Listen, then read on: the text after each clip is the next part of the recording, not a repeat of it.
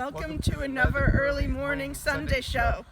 Hey everyone, real quick before we start the real show here, I'm out in the DC area. The intro was done by my son Paul and his girlfriend Michelle. We were out driving and in the Shenandoah Mountains looking at the fall scenery. Absolutely incredible. Have been having a great trip. You know, when I came out, I stayed overnight in Philadelphia because I wanted to meet Bill from the Vinylverse, and we were able to get together. We had dinner, we did some record shopping, and I'm going to have some special footage from that. And I'll probably play that next week, or this video would have went really, really long. But it's just incredible to be able to have time, spend some time with Bill, and get to know him. Then the next night when I came to DC, I was able to get with Jeff from JG Yokohama. That's his channel's name. And we were able to get together and have dinner. There wasn't any record stores by us, but we just sat and enjoyed, shall we say, fellowship.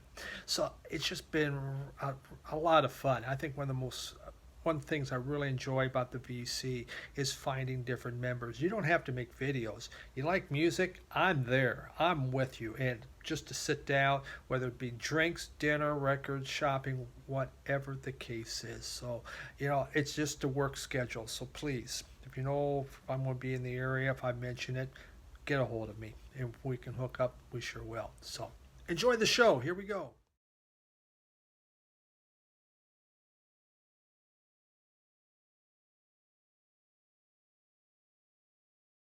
Good morning, everyone. It's early morning again. It's time for that early morning show.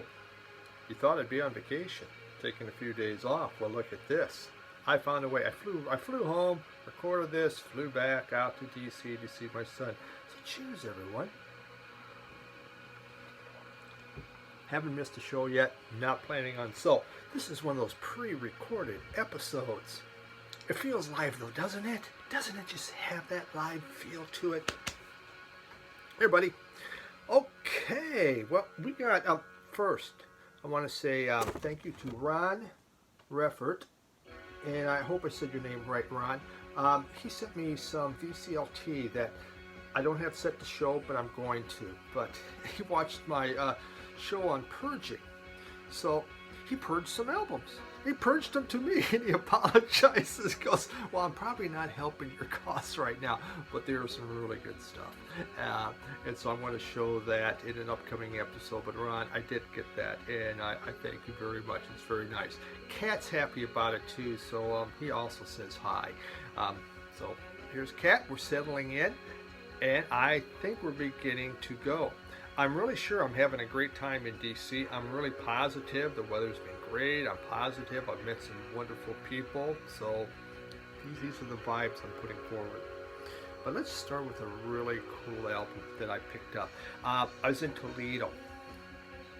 I went to a record store, and someone had just sold some albums there. And one of them, these were saying they weren't even priced yet.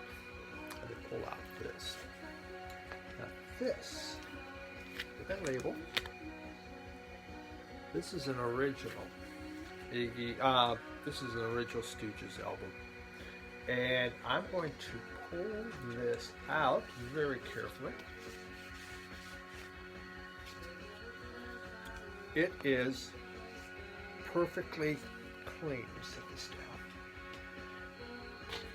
No one's done lines of Coke on this. No one's put their beer on it. No one's decided to write their name on this. It is as if, except you can see there's a little denting right here. That is it. There is zero ring, a little ring wear right here. This thing's in immaculate condition. And the vinyl, there's no hairline scratches, spider marks, spider scratches. It's perfect. It's clean. It is in incredible, amazing condition. I've never seen this thing so beautiful and so perfect. So I picked it up. They also dropped off a Funhouse. And I was ready to, open the wallet for that too, but they weren't sure if they were going to sell that one. I think someone's going, I want that in my collection. So, what a neat find. Even though, as I slim down, well, I'm not slimming down the collection yet. Obviously, I am adding because I got room. But there are certain things that you just want to have as your, kind of highlights of your collection, stuff that's really, really neat. And this definitely is one of them. They have my cramps from last week. But let's get going here. I want to begin with, this is some SCLT from Olaf Debates. Oh, my Olaf. I know I say that wrong. Out of Switzerland. And he sent me some stuff, and then I bought one of these albums also. But what he sent me was some Stereolab. And so I received Stereolab Transient Random Noise Burst with Announcements. And he also sent me this Stereolab Mars Attica Quintet. And then I purchased, I had this, but lost it in the flood. And Stereolab Emperor Tomato Ketchup. So Stereolab. This is one of those 90s groups that I really got into and liked. And if you'd watched my Four Corners, I talked about the 90s. I bought so much music, I really don't even know what I bought. I mean, I bought so much that I never really listened to most of the music. But there was some stuff I did, and I got into, and Stereolab is one of them. The electronic music was just taking over, the raves and everything like that going on. I really enjoyed that, and there was just some wonderful stuff. Stereolab was one of these, and it was an English-French group, coming, that this began with. And what here we have Tim Gain and Latitia Sadir. She's French. I'm not going to have that one right. She was in charge of the vocals. And she sings in English and she sings it in French.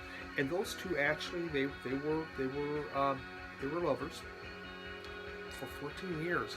And, they finally broke up. The music, it's a mix of krautrock, lounge, and 60s pop. You can feel it's all in there, and you really get this lounge feel. It's just, they use these heavy vintage electronics as they play their music. There is the French, again, the vocals in both French and English. It just has this nice sound. Miss Sadir, her voice is it's very seductive, and it's just perfect for this. Some of it, there's this droning rock kind of sound, again with the lounge instruments. This album here, the Transient Random Noise Burst, this one was their second album. They were a sextet, and it came out in 1993.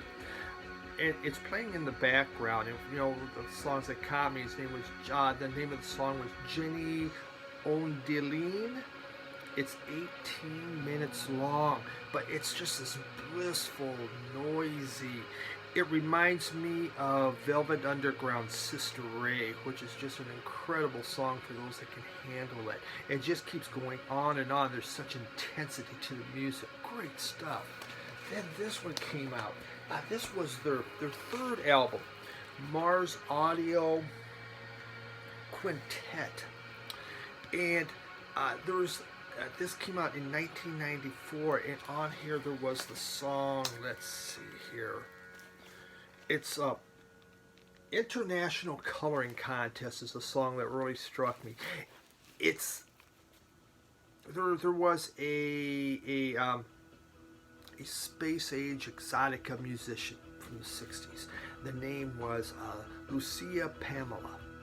And so they take her music and they make it into something really special, but keeping with their love of the lounge music.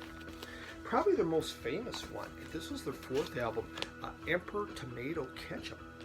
This came out in 1996 and really put them on the map. This was an important one. Again, their fourth album. And on here, they kind of get away from riffs with their music and going to start making loops with it. And this is really when electronic music really began to take off, because it dealt with repetitive loops that were going on with the music. And it's just really, really beautiful. It's very electronic, and it caught the attention of a lot of people. This sold quite well.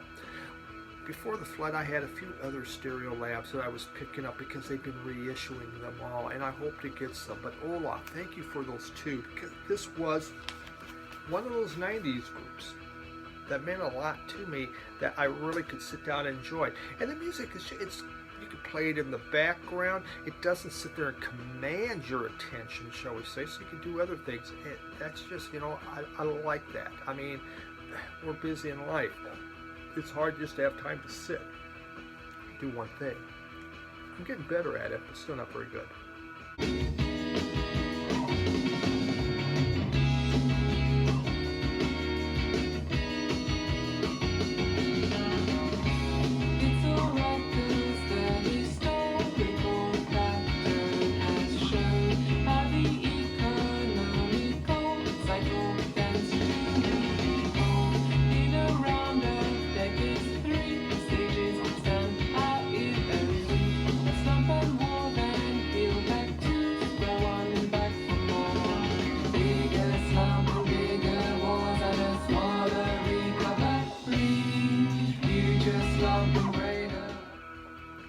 Next came from Elliot Cruz. He was talking about bluegrass, which Elliot Cruz, he has a bluegrass channel. If you never watched it, please do. And he does a lot of regional music from down in the Carolinas. But he talked about this artist. Isn't that quite the artwork? The name of the artist is Billy Strings, or as his parents like to call him, William Apostle. And he came out of Lansing, Michigan, which is only like an hour and 20 minutes down south from me. He's a young guy. He was born in 1992, so he's younger than my kids. I guess my kids are middle age, shall we say. His father and stepfather really got him involved with bluegrass music, and by playing him all this music, and so he was steeped within this. He got the name Billy Strings from his aunt, because his aunt just thought he could play anything with strings, just Billy Strings, and that became his name that he's taken up. He is definitely a rising star of bluegrass. Something is really incredible music he's putting out. This is the second album, came out in 2019, and second album, might as well make it a double LP set. Go big or go home. What a wonderful album.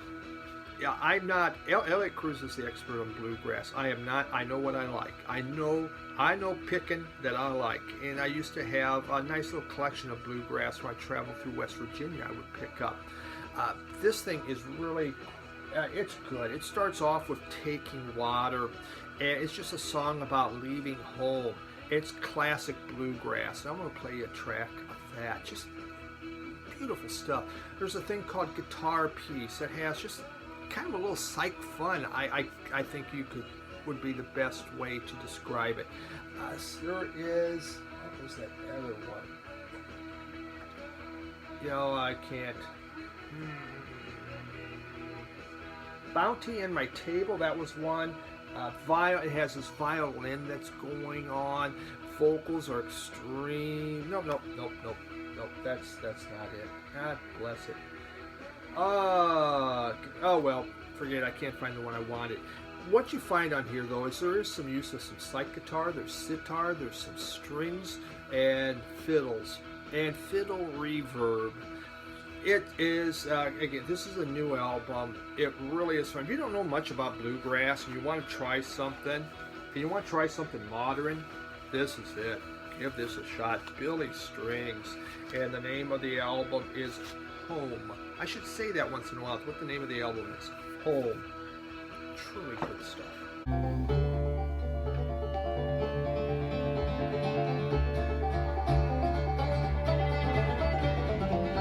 Cold ashes on the ground, nothing lost and nothing found, friends and loved ones falling down, mournful sound. Nothing left but memories, things I still can't stand to see. There's an empty spot in me where my hometown used to be. This old boat is taking water. How about some African? Last week I forgot to show African music. Shame on me because I got stacks of it. Here we have Orchestre Polyrhythmo de Cantonal. Say it how you want it, okay? We'll just call it Polyrhythmo.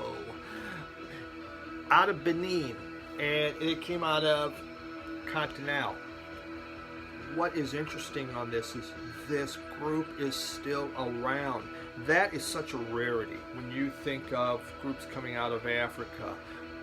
I mean, they blew apart. Generally, the AIDS epidemic wiped many of them out, but also politics and just poverty.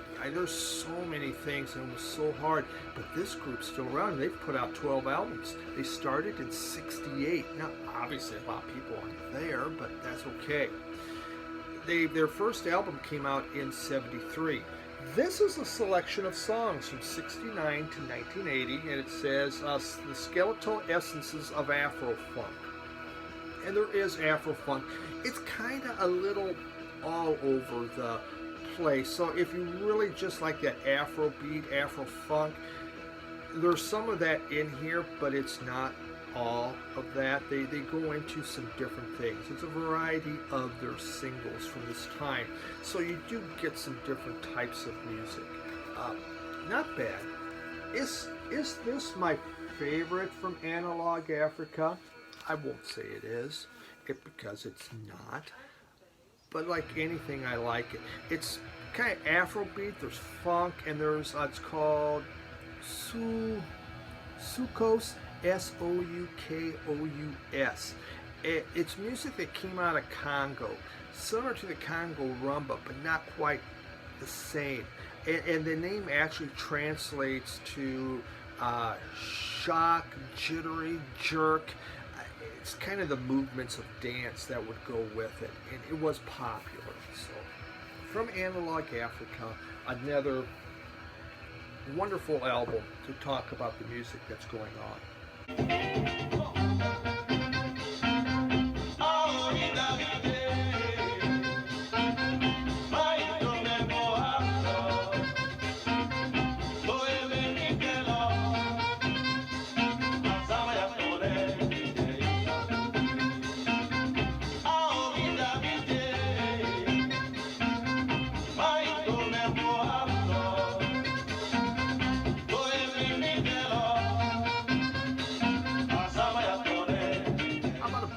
By Ramtam. Ramtam. That's what I'm calling it. A group from '71 to '74. It was formed by Mike Pinera, vocals and guitar, April Lofton, a female lead guitarist and vocalist, and Mitch Mitchell, out of Jimi Hendrix, playing drums. They put out their first album in 1972. And after that, Pinera and Mitchell left because April Lawton was taking control of the group, and she wanted to make this her group. It was about her. And so she began to, there was just all this infighting. So this is their second album. It's called In April Came the Dawning of the Red Suns. It's not good for a small title. So it's her second group of people in 2 albums. After this album, they broke up. She must have been pretty difficult to work with, or just there was general apathy. Some of the music's good. It's one of those that starts to stray all over the place. This came out in '73. There is a song called The Land, and it's kind of a cross between America and the band playing, and I'm going to play you a sample of that. There's another song called Betty Lou. It's not the Bob Seger Betty Lou that I love, but it's a rocker. There's this sax going on, has that 50s type sax feel. But then they do the Stars and Stripes Forever, and that thing, I mean, it's just utter crap. It sucks. Why in the heck are you doing an instrumental Stars and Stripes Forever? They do it on guitar, so I think Lawton would say, well, Jimi Hendrix did one. I'm going to do my own as a tribute. Absolutely a bunch of crap, in my personal opinion. Bounty on the Table was one. It's really relaxing. There's just this violin and vocal going on. It really was a mixed bag of music. I think, so you get some of these albums and people were just trying to decide what are we going to be, or what do we want to play, and they're confused, and that, I think this is one of them. I mean, look how immaculate this is. I mean, it's beautiful, beautiful shape. I gotta give credit for that. I mean, there's no, just the little tiny cutout. That's it. So, interesting group. Blind Buy, didn't know anything. There's some really good stuff, and some that's kind of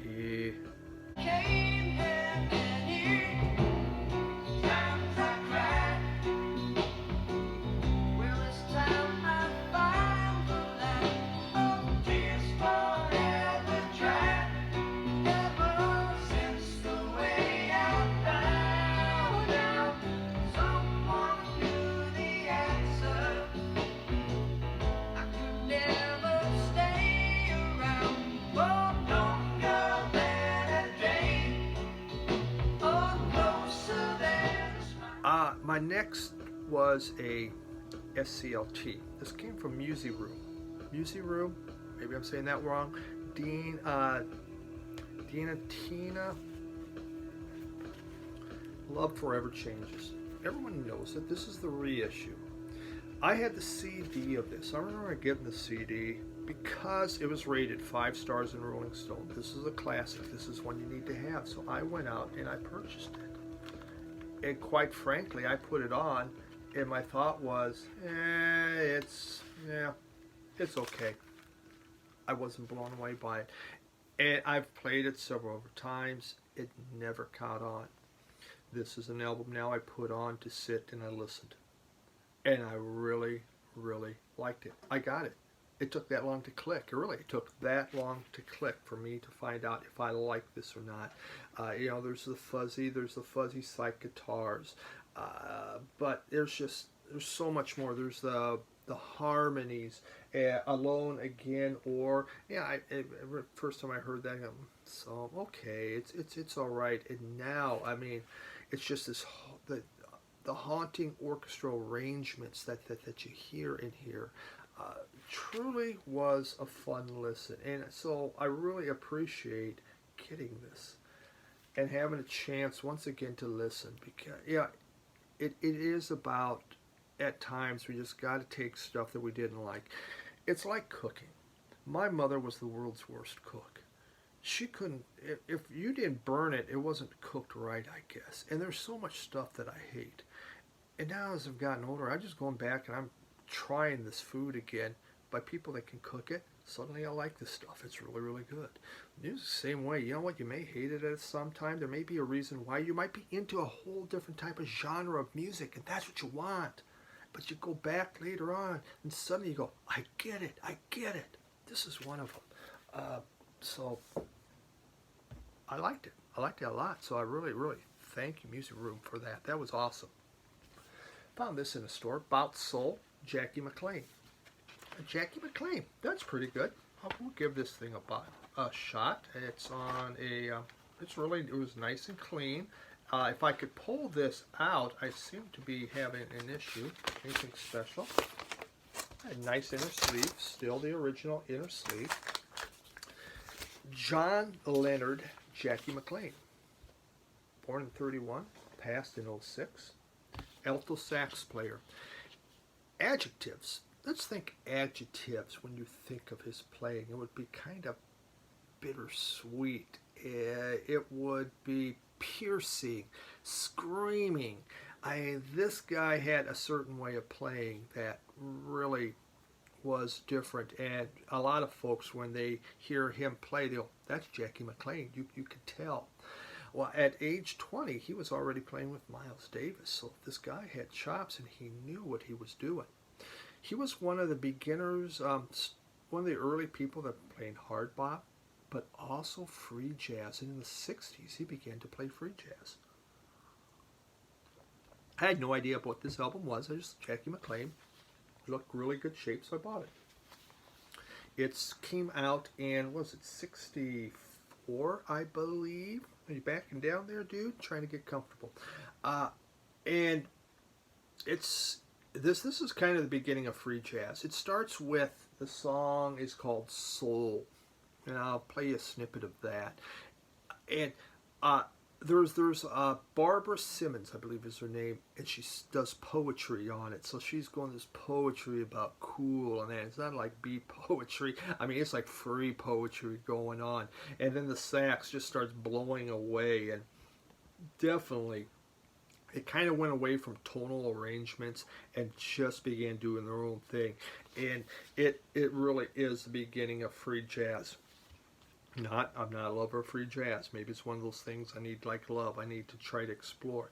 But this is a good entry point, okay? It doesn't go all out free, so you're going to go, what are they playing? But it is the beginning, and you can start to hear it. So, interesting album, not bad at all. Yeah, again, it's not bop, it's not hard bop. You can feel that in there, but it's still kind of intense cerebral music. I think, let's call it that. There's just this playful, funky passion that's going on within it. So. Yeah, man. Soul is a trumpet, a trombone, a saxophone playing, baby. Eyes closed and crying notes, spotting his soul. His elastic inside self and grooving and crying. There's gotta be an explosion.